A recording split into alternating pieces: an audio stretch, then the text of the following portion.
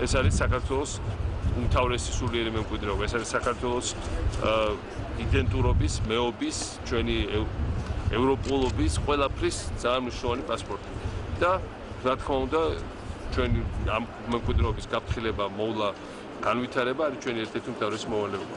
და ეს ეკლესია არის ამის პირველი დასტური, ძალიან ვამაყობ, რომ ამ ეკლესიას ვაშენებდით, იმიტომ რომ მართლა ძალიან ლამაზ გამოვიდა, ძალიან ლამაზ ადგილს.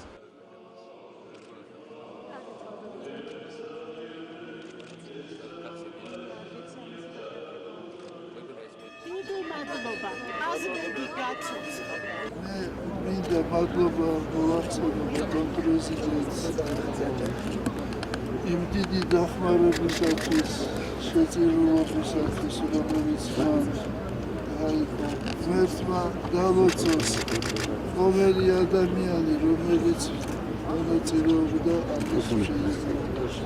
თქვენთან რო ვიყავით, იქ შეხვდა ზუსტად თქვენ სოფელში და ყველა დავალება რა ის ზუსტად ესე მოსწრებს გაზეთს. 10-იანზე, ადრე 5-იანზე, ხოლმე 10-იანზე. იყო 1000 პრობლემაზე საუბარი. მომისმინა პრეზიდენტმა და ბოლოს თქვა ასე.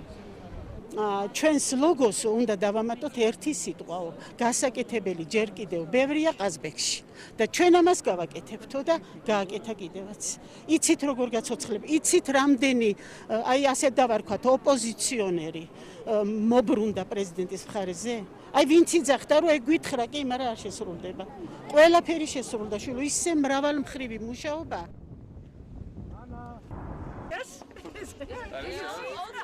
Yeah, we take a look. How did you get here?